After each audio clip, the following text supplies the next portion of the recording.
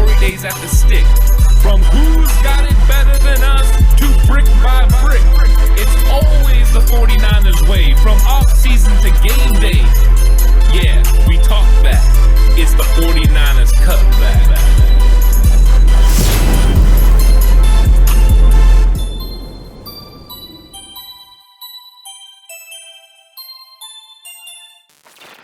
It's 49ers Cutback Podcast time, and we have 5 big questions that need to be answered in week 1 of the regular season, Alex, against Detroit. And I'm excited to go over these because I think if the 49ers answer these questions in a positive manner, they're going to be pretty hard to beat this season. Not only going to be pretty hard to beat this season, Ant, but every 49ers fan is going to feel a little bit more toasty, comfy, cozy inside, feel great about this team, and maybe some of the crazy takes and stuff will go away just for a little bit of time. I'm not saying they have to go away forever, but we can just settle in and enjoy what this team can put on the table early on. So make sure you hit that like button right now. Make sure you hit that subscribe button as well if you haven't already. Hit that notification bell. That way you're here daily for our 11 a.m. videos. You're here earlier in the day at 9 a.m. for face-offs. You don't want to miss those. It's a lot of fun, as well as everything else we got coming out on the channel. But look, we got to get into the 5 big questions. There's some good ones here, Ant, but I'll start with this, and I'll have you go first. I'll have you answer this one. Question 5 for the San Francisco 49ers. Where is Jaquiski Tartt at health-wise? Is he able to be out there? Is he having success? They need to find out, right? The answer to this question of Jaquiski Tartt, available, healthy, ready to go. Can he play and do the things that he needs to do? Yeah, the health is the first part, and the second part is, at what level is this play going to be? That is a big question because, yes, you have good backups behind him, but you know what level of player Jaquiski Tartt is when he's out there playing with Jimmy Ward. They understand the defense, they know how to attack offenses, and he can be used in a variety of different ways. He's good in the deep third, plays very good in the box, but gives you a lot of versatility where they can run a left and a right safety. They don't have to run a strong safety, free safety look. More flexibility for D'Amico Ryans. That's what you're trying to find. That's what you're trying to do. So it is a big question. He barely played any at all in the preseason. He just got off the injured reserve, or the PUP list, right before the last preseason game. Now, He made a nice run in that game. He played, I believe it was 27 snaps in that football game. It's good stuff. That is a good amount of snaps, and they got a good test. But now you're going to be playing in a regular season game where it's going to be amped up, where you're going to be going against first-teamers, albeit Detroit first-teamers, but it's still first-teamers nonetheless. And I want to see if there's any rust. And he has to answer the question, is he all the way healthy? He did limp off the field the preseason game. I'm not freaking out about it. He's been practicing. But, and he came back out after that. I'm just saying, can this guy stay healthy, and at what level is he going to play? That's a question that needs to be answered in week 1 against Detroit. Definitely. You need to find out where this guy is, because it's not just physical as well. It's also mental. Right. The mental aspect of this. Is his confidence there? Does he have a faith and ability in the things that he's doing? Because while the health may be fine, right? We may see him running around and he looks fine. The doctors have cleared him. Mentally, maybe he's not in the right headspace yet, maybe because he hasn't had that time, that practice time. Maybe he's just not there yet. And so he's second guessing some things, not being confident, sticking and planning and coming downhill. I don't think that's the case because we saw him, land some big hits in that preseason game. And yes, he had the little bit of the hiccup where he had the issue with the toe. He hobbles off, but he comes back on the field and performs very admirably after that as well. So I think mentally he's fine. But there is a difference operating against second and third team guys and operating against standard traditional ones for a team. There is a big drop-off, even if those ones are the Detroit Lions ones. Yeah, exactly, because they still got a very talented tight end. Yep. And so you're going to have to make sure you have a safety that can handle those tight ends and those players and running backs out of the backfield. They have Swift. He's a very good, runner out of the backfield. Mm-hmm. So there is times that he's going to have to step up in the box and make plays, and he has to trust his body to go ahead and make those plays. Absolutely. We'll see if he can get it done. I have faith in Jaquiski Tartt, and I think he's going to be just fine. He's going to be A-OK. But Tavon Wilson, telling no Hufanga on standby, just in case something were to go wrong. Unfortunately, yes. I hope that's not the case. But look, question number 4, big numero cuatro.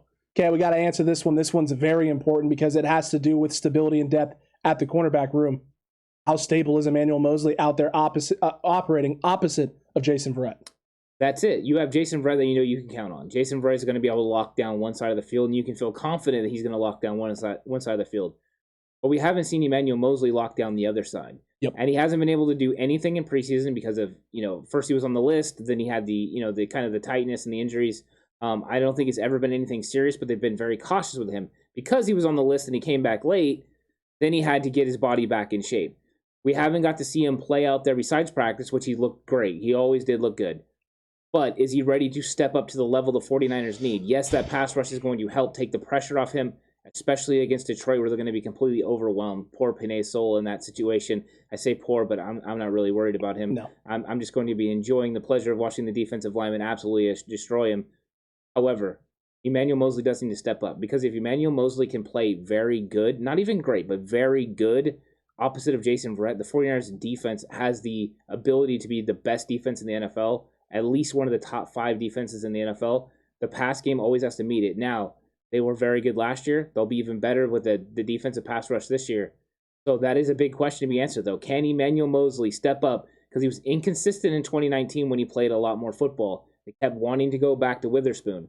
There's no Witherspoon to go back to. There's nothing there. There's no safety net. Diamador Lenore is not ready to be the starting corner at this time. Mosley has to step up, and it's a big question that needs to be answered.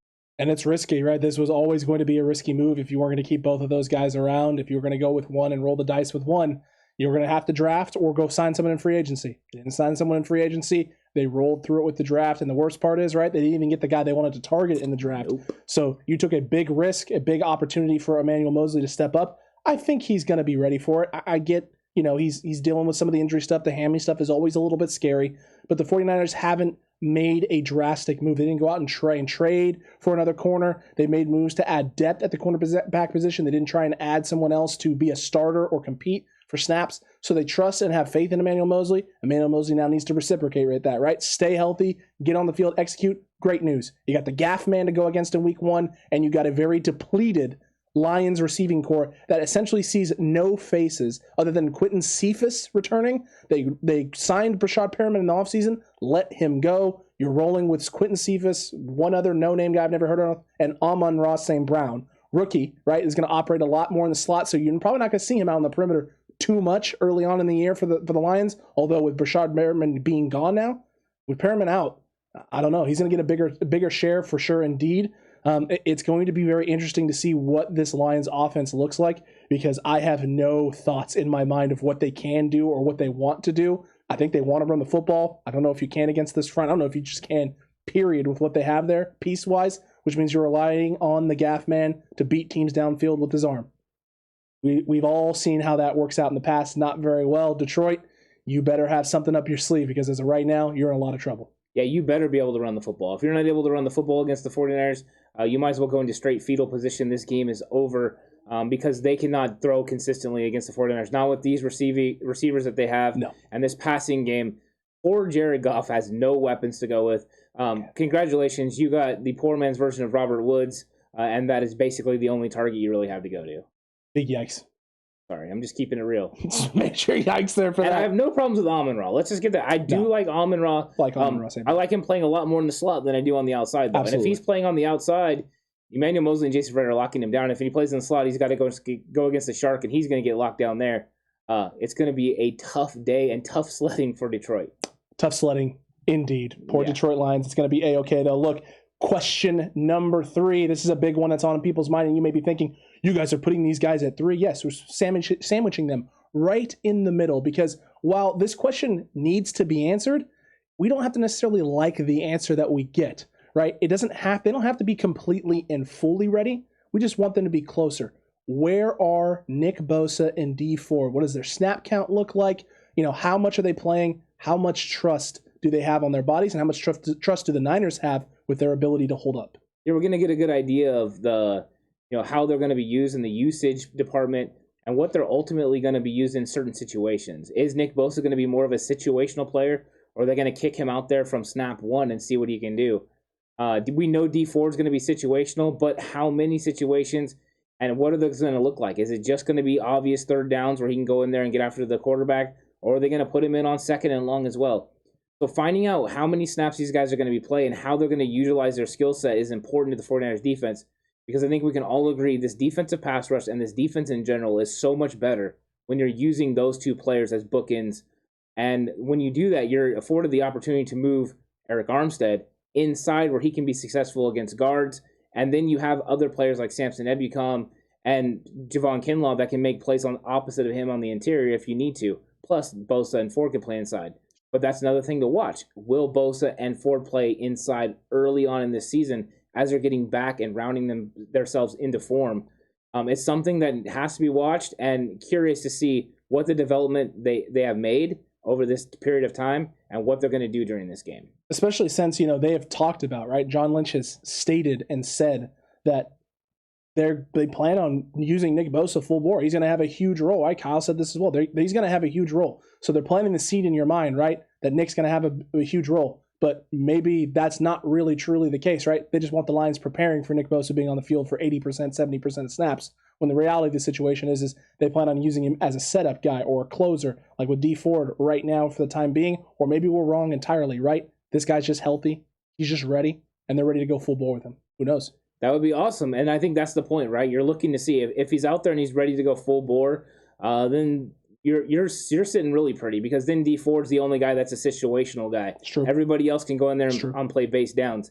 If not, you have two situational guys, and then you know what it's going to look like on 3rd and long. But that's why it's a big question going into the game, because ultimately we need both of these guys to be healthy to have success and push us into the playoffs. Absolutely. They have to. They have to be able to get us there, right? They have to be able to do that. We need them. We got to rely on them. So we'll see what happens. But question number 2, this is a big one because there are concerns up there in the air at this position. Sam linebacker. Who is it? Is it Al-Shaair? Is he going to be going? Or are we going to go with somebody else because he's not quite healthy and not quite ready yet? And so we have to go with a third guy, a third option out there. Who is it going to be? And what impact is that going to have on the defense? It could have an impact in stopping the run. Yep. Because when Al-Shaair's out there, he is better than Marcel Harris and Flannigan-Fowles in the box. He just developed, farther. He's able to shed blocks a little bit better. He finds his windows better. I still have problems with him at the point of contact, but that's, another thing. But he hasn't been able to stay healthy. So it leaves the question, and this is unfortunately a question that we've had from the time that the 49ers have had Kyle Shanahan there, is who is going to play the Sam linebacker spot. Over the years, was Dre Greenlaw going to develop in time? Quan Alexander last year, was he going to be healthy? And they've been able to figure it out. So I'm hoping that it's Al-Shaair. But if not, the question remains, who will it be that gets the brunt of those snaps? Will it be Marcel Harris or Flannigan-Fowles? In my opinion, Marcel Harris outplayed Flannigan-Fowles in the preseason and through training camp. But Flannigan-Fowles has more experience playing linebacker in the NFL, as he has developed, and got some play time last year. So it's an interesting theory and concept to go through. I hope it's Al-Shaair, because if it's Al-Shaair, I feel a lot more confident about this linebacker group. But if it's Marcel Harris, will the 49ers do some fun versatility things where he plays some safety and then you play Jimmy Ward in the slot? So that way you're always capable of flipping into the nickel out of base sets. It is something to keep an eye on. It is definitely something to keep an eye on. You have to, because anything could happen. Anything is possible, especially if Al-Shaair's not ready to go.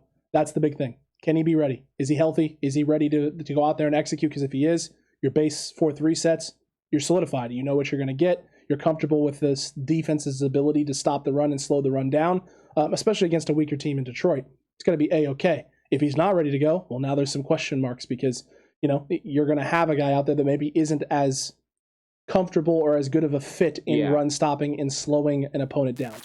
So it definitely needs to be answered. It could get answered before we even get to game day, right? If Al-Shaair is ready, this question becomes maybe not as important. It slides down the list a little bit in terms of its importance. But if he's not ready to go, this becomes one of the big concerns and things to watch heading into this Week 1 preseason game. I would argue regular season game. Excuse me. I argue it still stays important, even if he's going to play. True. Because he hasn't stayed healthy yet. Okay, fair.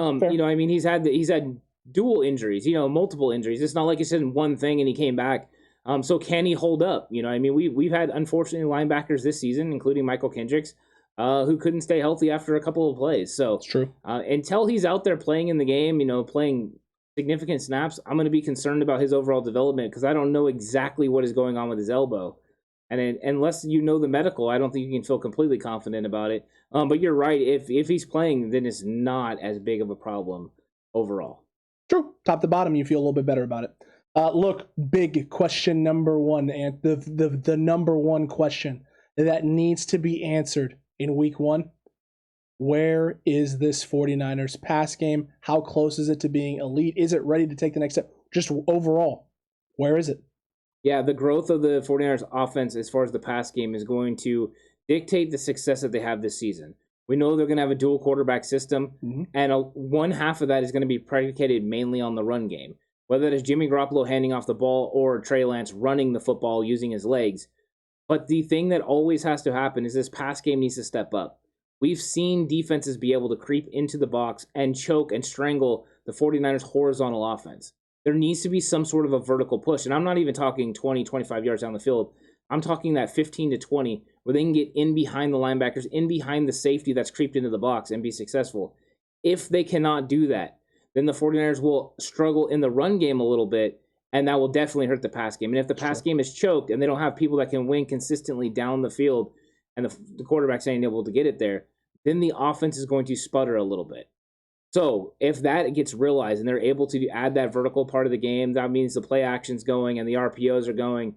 Every part of that's going to make it so the 49ers offense is fantastic. And if they go out there and take care of Detroit in a big way, which they better take care of Detroit in a big way, then I'll feel more confident. But they have to stack performances. But we'll get a good idea and a glimpse into the game plan for the passing game, how they're going to use certain receivers, and how these quarterbacks are going to be utilized in splitting snaps.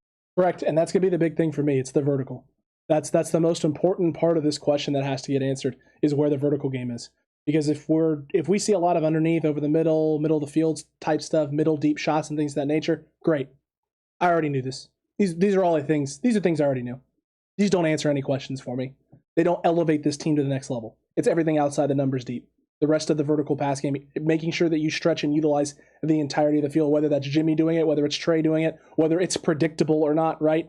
Certain guys taking the shots to certain players. All of those things will lead to having a better idea of where this pass game is. Is it elite? Is it ready to push this offense to the next level? Because you and I both think this is a team that could average more than 30 points a game.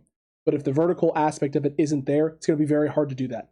If it's there out in full display against this team, which is going to struggle covering in the secondary and going to hopefully struggle getting a pass rush on these quarterbacks, the rest of the league better watch out. Because all this nonsensical talk about the Niners being the 15th best team in the NFC, right? The 15th best team in the league and the number 4 ranked team in the NFC West, you're fooling yourself.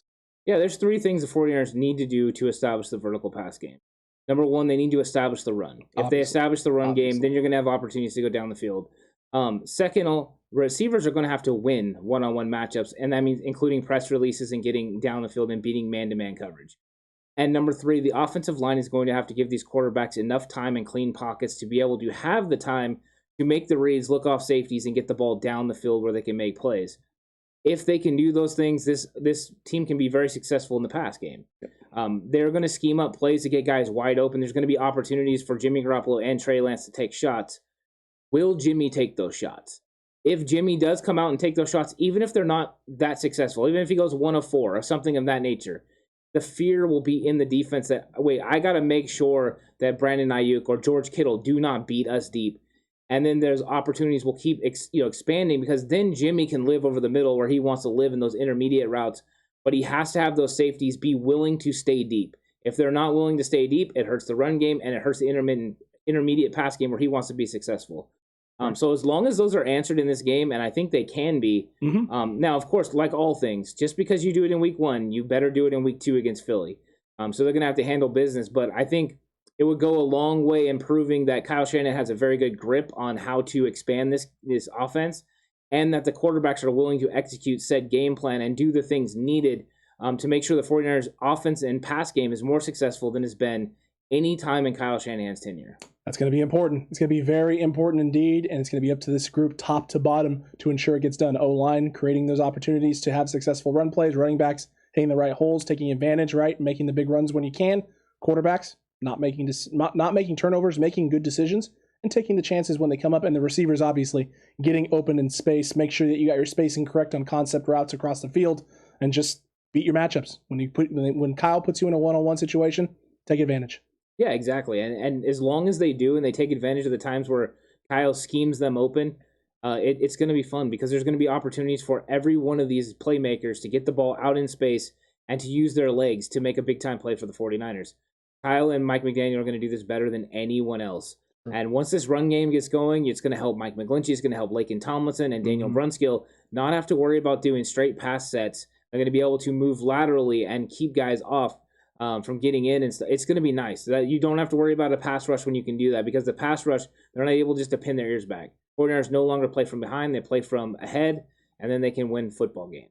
Football games indeed, and we need to win them. We need all those W's. especially early in the season when you're supposed to be getting those W's against weaker opponents. So San Francisco, take care of business. Get these 5 questions answered, and then you, Cutback Crew, down there in the comments section right now at this very moment, let us know what you think about these 5 big questions. Will the 49ers get them answered, or are these the wrong 5 questions? We missed on a couple. We should have had some different ones. Let us know down there in the comment section below right this minute. And while you're down there commenting away, don't forget to like the video. Don't forget to subscribe if you haven't already. Head on over to Patreon as well, because we got a great episode of Big Yikes coming up today. It's a lot of fun. You're not going to want to miss that. Yeah, Big Yikes is great. There's some very interesting takes over there, so hop over to the Patreon.